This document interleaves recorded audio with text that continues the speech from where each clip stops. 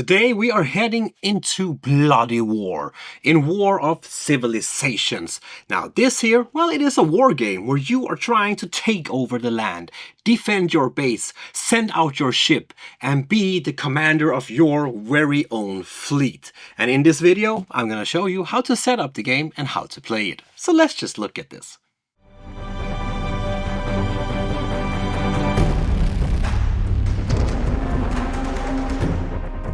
We need to place the central continent board in the middle of the play area.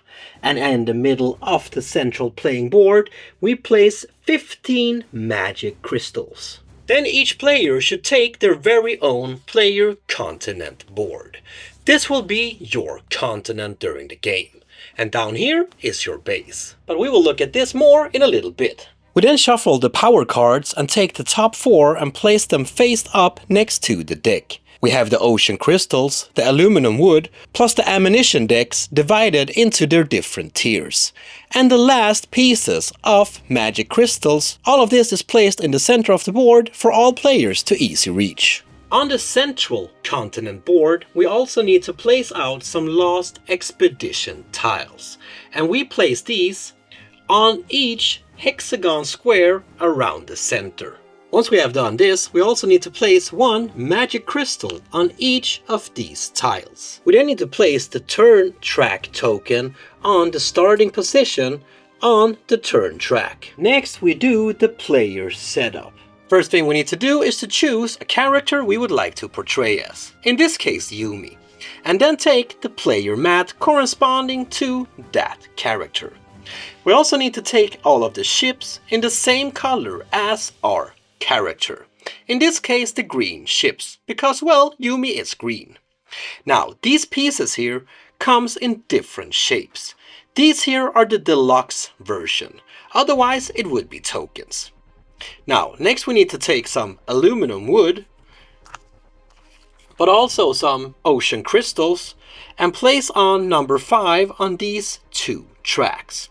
One track for ocean crystal and one track for aluminum wood. We also need to take this combat card here that helps us along in the combat. Plus each player gets ammunition cards with a total value of 3. Plus we have 2 teleport tokens, but also 1 clan marker token. Next, we also need to place out some ships on the map itself. Now, these tokens here are the regular tokens that you can use instead of the deluxe ships. For the future of this video, I will use the deluxe ships, but I really wanted to show you what the normal ones looks like as well. At the start of the game, each player will place their capital ship on their base, meaning the ship with number 10 on it. Plus, you get to place out 3 gunboats, meaning the one with number 1 on them, and 1 frigate. And you can place these for free in any combination of any of the 2 connected islands that are connected to your home base on your player continent. So the story in this game is that basically Earth, as we know it today, does not longer exist because the big plates underneath the world itself have shifted, creating huge cracks in the world, breaking up continents, and now, well, we have a brand new map in front of us. In this new world, we have some deluxe resources that we really want to get our hands on. And your job in this game is to go out and explore this world and pretty much conquer it, but also take the resources. So before we take a look at the gameplay itself, I think we should take a look at the different areas out on the map, just so we get an understanding on how the different areas actually work. So down here we got your home base. And as we can see here, we have some information on your base. Let's start with this one over here. This here is the defense strength of your home base, which is 10. Down here we have a little flag. This is actually the fleet capacity, meaning how many ships that can be stationed on this island. Down here you have the resources. These are resources that you can harvest during the game. And up here you got a built-in teleporter. Every player has the same layout on their home base. So this is not as symmetrical. If we look at the rest of the islands at our player continent, we can see that there are some similar symbols out on the board. We got ship capacity, we got resources. Here we have a teleporter, but this one is crossed over, not like the one on your home base. This actually means that you cannot build a teleporter on this island. Up here you can get aluminum wood. Over here you could get ammunition. Up here you can get ocean crystals, which is all stated at the bottom left part of the different hexes. And your home base is quite important, not just for the resources on it, but also because that if you lose a battle on your home base, well, you are eliminated from the game. So you better protect that base, my friend. So this here is the central continent. Now, in the middle, we have the Isle of Myth. Around it, we have the Apex Islands. Now, as you can see, all of the Apex Islands are hidden beneath lost expedition beacon tokens. And if you reach one of these, you can spend resources to be able to collect cases full of magic crystals. But underneath all of these lost expeditions tokens, there are also islands full of resources. The Isle of Myth is in the epicenter of the central continent, and this one is known to have unlimited resources that can last forever. And that was the different maps and how they work. Now we're taking a look at our player turn, because during your turn you can do quite a lot of different actions. And during a player's turn you can choose to do 2 out of all of the actions, or actually 3 if you control all of the islands on your player continent. But what can you do during a turn? Well, let's look at that. The first action I would like to show you is how you move or redistribute your ships. You can move your ship to an adjacent area that you do not already occupy. This one here, for example. Now, if you ever move into an area where there is an enemy ship, a battle would start. But we will look at battles in a little bit. But to be able to dock at any of these islands, it needs to be a dockable island. Because these 2 islands down here have this blue thick border around them, meaning that your opponents can't dock on these islands. But the other ones that do not have this blue border are considered to be dockable islands. The Apex Islands on the central board are also considered to be dockable islands.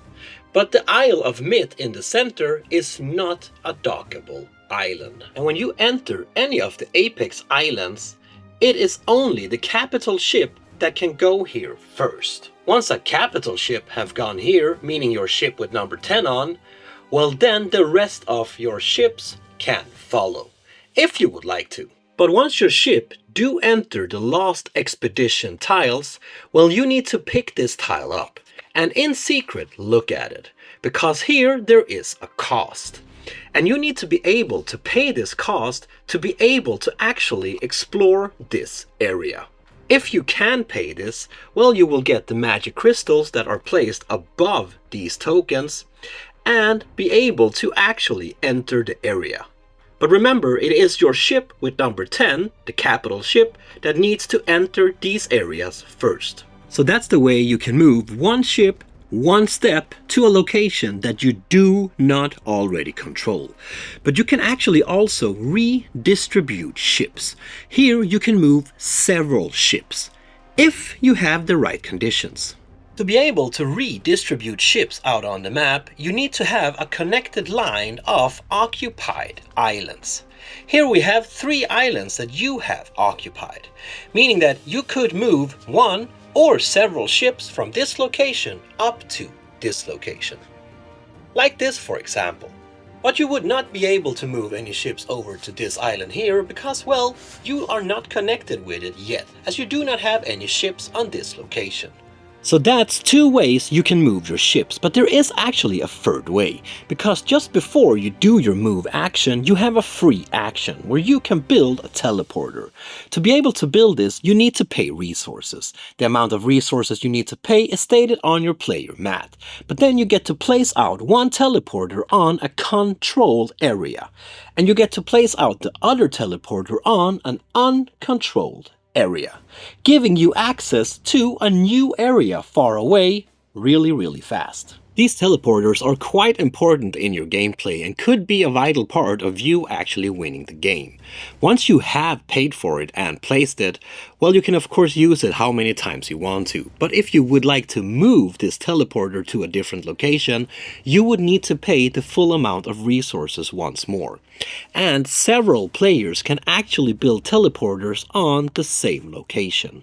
Plus, now, this location is actually considered to be a part of your connected lines, meaning that when you redistribute ships, this one is actually a part of your net. So now you could move ships quite far away. The next action I would like to show you is how you collect resources. Because remember I told you that there are resources out on the different islands. Well, wherever you have a gunboat, meaning the boat with number 1 on them, you can collect resources. In this case, 1, ammunition. But if you have several gunboats, like in this case here, you can still only collect 1 of those resources. And you need to have at least 1 gunboat at that location. All of the other ships do not count as resource collectors. But your home base is actually a little bit different, because here you get 2 resources of each resource, which is quite a lot. Whenever you get ammunition, you take an ammunition card.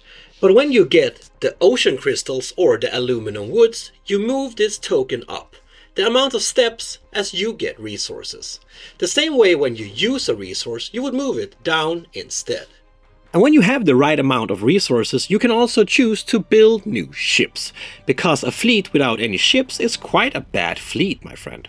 Now, you can actually build several ships in one action, and the amount of resources you need to pay is stated on your player mat.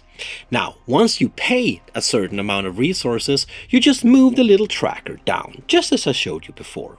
And you can build as many ships as you have in your reserve. Once your reserve is empty, well, then you cannot build any more ships. Once you have built a ship, you can place them in any location that you control, but not on the Isle of Myth. Another action you can choose to do is to buy one of the available power cards out on the market.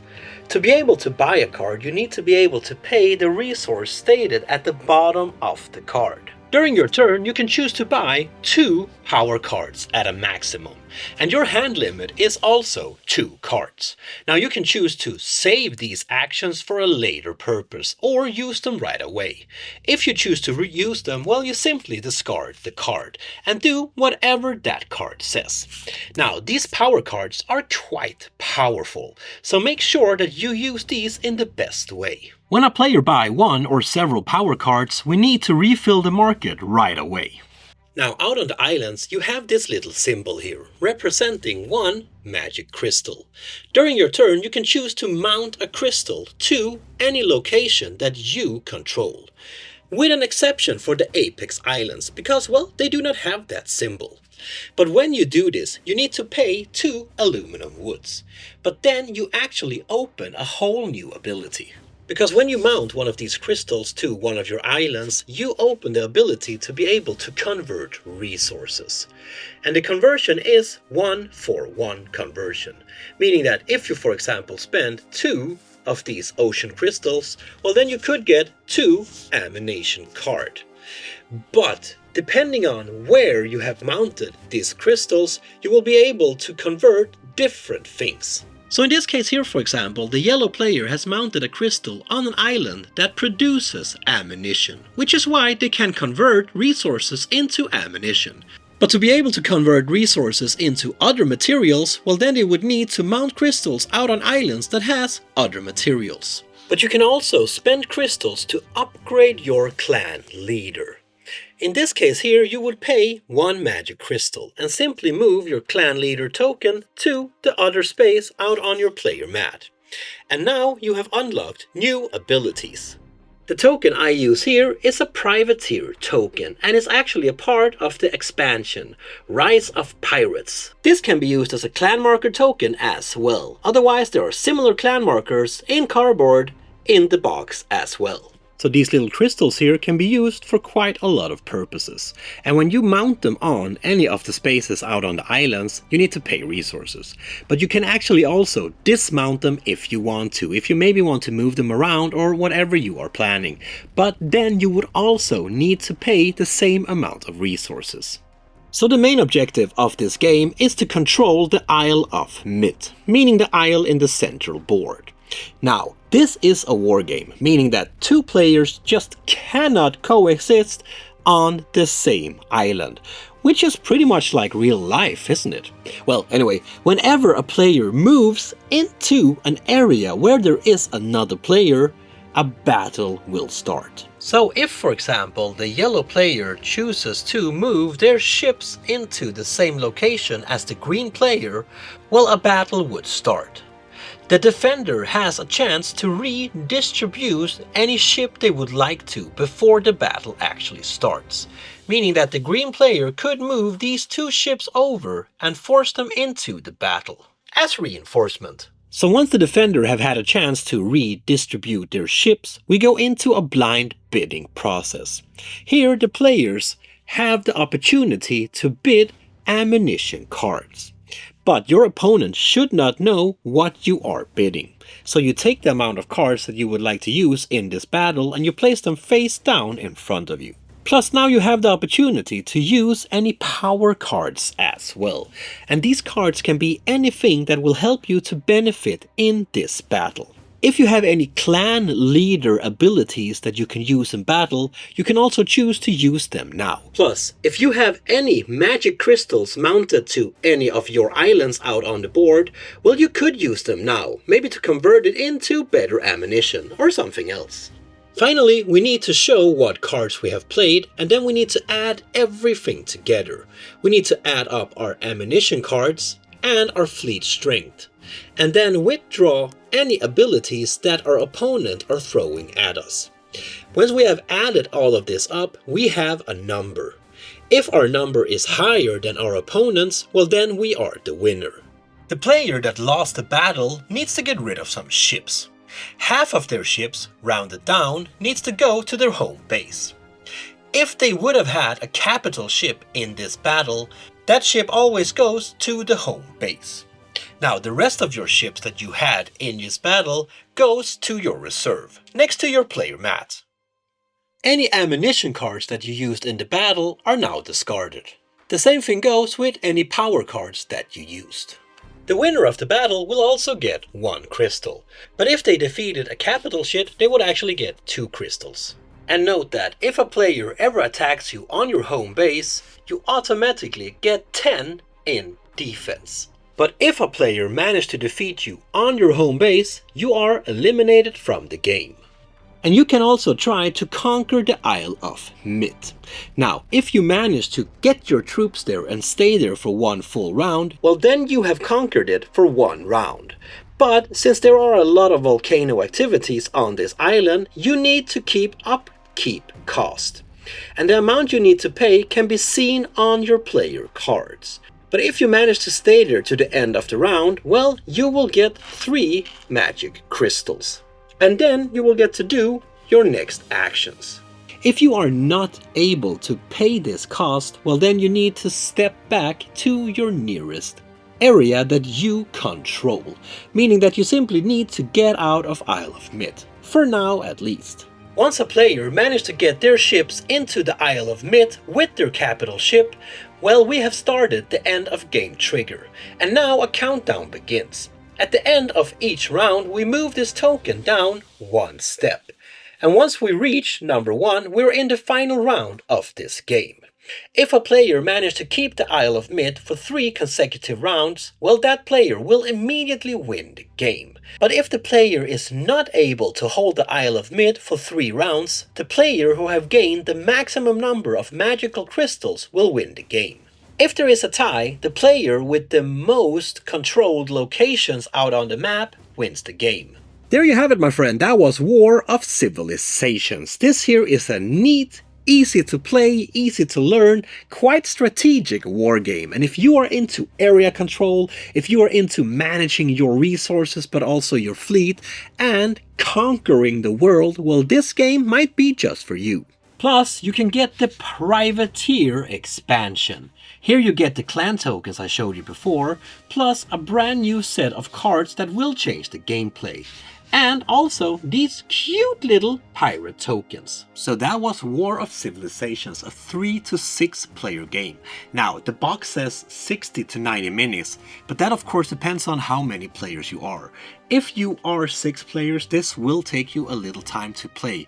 Also depending on how good you are at playing the game, because the better strategies you have, well, the better you are of taking over this world. Of course, it all makes sense, right? But I quite thought that this game was a neat little strategic game to have in your collection. Now, if you want to know more about this game, there will be links down in the description, so take a look at that. If you like this video, you know what to do. Give me a thumbs up, throw in a comment there. But most importantly, my friend, please remember to keep on spreading that board gaming love I know you all have. Peace out, my friend.